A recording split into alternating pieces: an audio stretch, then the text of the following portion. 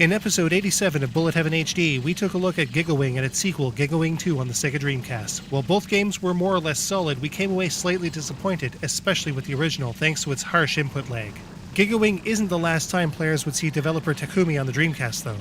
Released in 2001 by Capcom as a port of the 2000 CPS2 arcade original, Mars Matrix takes the basic idea of Giga Wing, pares down the number of ships, omits panic techniques, and makes the game bastard hard. It's definitely a much more intense beast than Giga Wing was, and Giga Wing was stupid hard in places even without input lag in arcades. So, what makes Mars Matrix tick? Let's take a closer look.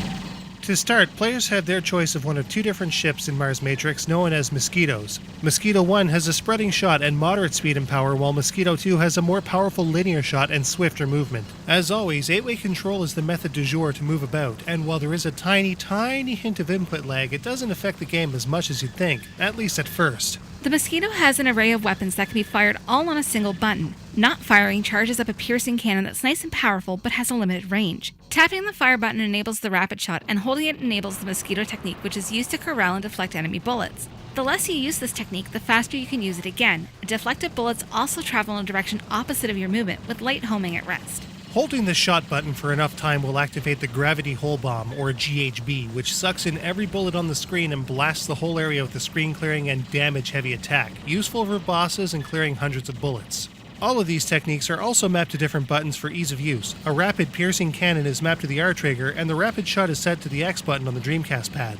Mars Matrix also supports the Dreamcast arcade stick, and any of the functions that you can use can be assigned to any button on any controller. But the fastest way to activate any technique is learning to use the single button to do everything you want it to do. The GHB is way quicker to get going by using the normal shot button rather than going from rapid to normal. As enemies and destructible set pieces are destroyed, cubes of various size will be released, which can be collected to increase your ship's experience level. Collecting these cubes in rapid succession will cause their value to grow, so long as they are chained while the gauge in the player's respective HUD is active. When the gauge depletes, the cube value resets. Using the Mosquito ability to reflect bullets at enemies will result in many more cubes as the bullets hit, which can send their value way up, depending on how a player uses the technique. This experience actually evolves the player's ship all the way up to level 8. As the level increases, the shape of the ship changes, as a handy visual aid to tell the player at a glance what level they are at. Shot power also increases with each acquired level, and thankfully, if a player bites it, and they will, levels are not lost. Levels are even maintained throughout multiple credits. It's totally possible to get to level 3 by the middle of the first stage with proper cube chaining. There are 6 stages to Mars Matrix, but most players will have a hard go seeing the game past stage 3 or 4 without continuing at least once. If this seems improbable to you, even if you're really good at shooting games in general, then you haven't played Mars Matrix. Calling this game hard really doesn't even begin to describe exactly how difficult it actually is. With no panic bomber technique to help players out, paired with a slow GHB charge and a delayed Mosquito activation, it's super easy to get overwhelmed, even in stage 2. Put into context, we actually had an easier time in Mushihime-sama Futari Black Label God mode, using fewer credits to see the end than we have just getting to stage 5 in Mars Matrix. It doesn't help that the difficulty doesn't change all that much between Selection 1 and Selection 8 in the options. Mars Matrix's dickish rank system also means that the more enemies you speedily wipe out to avoid an unholy deluge of death, the more enemy waves the game throws at you, sometimes leaving you totally unprepared for a surprise wave that'll easily kill you dead. To make matters worse, the movement is a little too slippery and the hitbox not quite well enough defined to really get a feel for dodging the constant onslaught. There is also slowdown in some areas, but this can be kind of handy, especially with the slightly slippery control. At the very least, and especially since most of the shots track and fire directly at your ship, you won't die if you collide with your enemies. Only their shots will hurt you. While the difficulty can't really be helped, there are ways to get further, if you don't mind a little impurity in your STG game plan. The points you collect in-game also translate to spendable dollars in a shop, which, much like Dodonpachi Saidaiojo did later down the line, allows players to purchase extra credits, extra lives, special stages, and even special options like a faster GHB charge time. Super play strategies can also be purchased for players to see just how to get through the f***ing asshole section of Stage 4, for example. There are additional game modes in Mars Matrix as well. Elite mode allows for special options to be activated, such as that sweet fast GHB recharge time, with your choice of original and remixed enemy placement, while Score Attack allows for players to do runs in a specific stage once it's purchased. This is also really good for practice. There is no limit to the lives used in this mode, and it has the added feature of Stardust cubes to enhance the score for the run you're in. These tiny cubes will only appear in the Elite mode Score Attack though. So yeah, it's hard. But there's also a lot to do here, and enabling some of the unlockable options makes Mars Matrix at least a little more playable to those that may not get the intense patterns in the later stages. Despite these enhancements, Mars Matrix is a game that is absolutely no good for beginners. This game is seemingly designed only for the super hardcore, bordering on the sadomasochistic. But for those that stick with it, the scoring system can be pretty awesome too.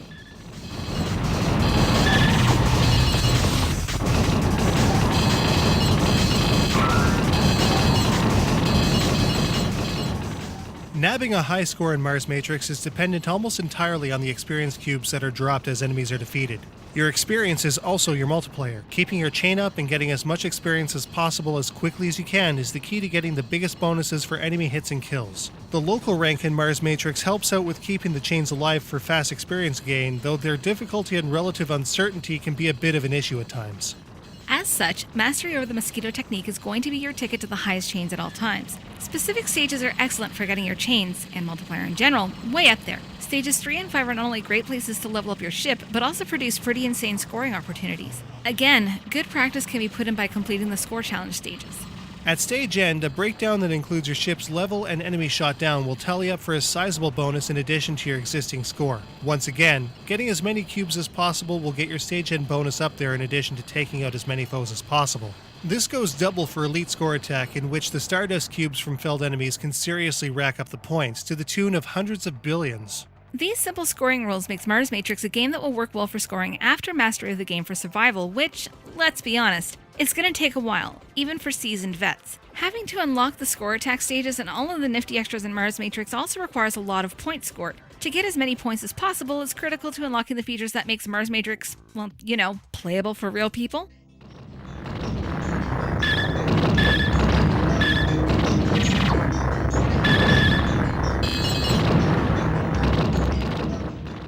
Mars Matrix has an interesting presentation with a flavor that is sure to have some people scratching their heads as to whether or not they actually like it. It features a lot of imaginative design choices, but also falls back on some pretty stock stuff as well. The visuals in Mars Matrix are pretty great overall, with awesome mechanical design and a lot of stuff happening on screen without a lot of slowdown in most places. Enemy and player bullets are easily distinguishable from everything else on the screen, with only very rare exception, and with all kinds of super smooth animation and a solid UI, there's nothing especially offensive to the general look of the game.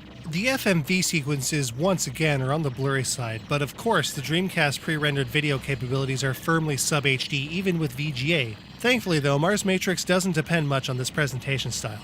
On the other hand, despite being pre-rendered, all of the sprites are nice and sharp, and there are some really cool FMV flourishes at the end of each stage that work particularly well.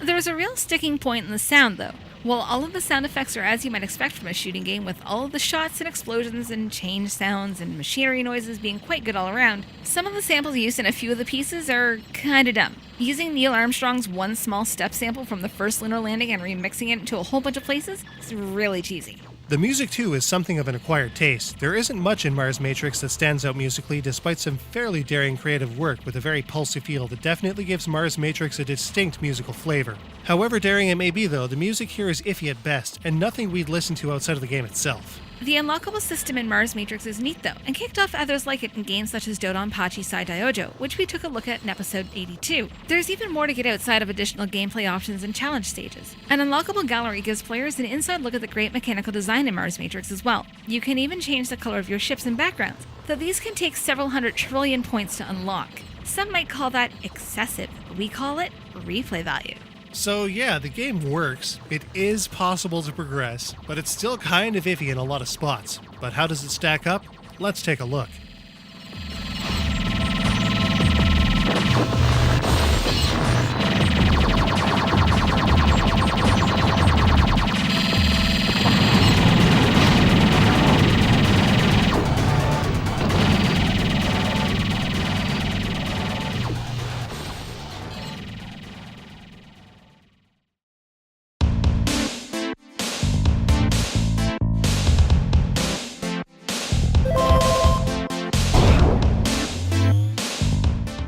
The controls in Mars Matrix can be pretty slippery for the chaos on screen, and lag between separate buttons can make things frustrating. Learning to use a single button for all of the attacks reduces the lag considerably though. Mars Matrix is spitefully hard at every single turn, no matter the difficulty. All stages past stage 1 are pure death. Mars Matrix is only for the purest hardcore players. 6 stages sound short until you consider adjusting to and overcoming the difficulty to see the end. Additional unlockable modes that cost an enormous amount of points adds replay. The pre-rendered 2D visuals in Mars Matrix are all pretty smooth and run fairly well. The UI and some of the flourishes between stages are really nifty. Some of the music in Mars Matrix is only tolerable despite being fairly creative on the whole. The radio chatter from the Apollo missions is a little too high on the cheese factor, despite great sound effects overall. Mapping everything you'll do to a single button is something Mars Matrix does very right. Ruining these great mechanics with f***ing asshole bastard stupid hard difficulty is a shame though. Unlocking all of the menu items to use in subsequent playthroughs is a really good idea too, but Mars Matrix practically can't be played without this assistance. There's a lot that works with Mars Matrix and even a little bit to like, but when the game you're playing requires you to unlock features that actually make it more playable, maybe its design isn't actually all that great on the whole. Regardless, Mars Matrix, despite being for experts only, has its place and it gets a 3.5 out of 5. Mars Matrix is actually a pretty pricey game most of the time. The US version ranges anywhere from $60 to $120, even for incomplete open copies. Best to buy as low as possible on this one. Japanese versions are on average less, but still weigh in at about $75 consistently at auction. If you're still curious, just be sure you know what you're getting into before buying at these prices.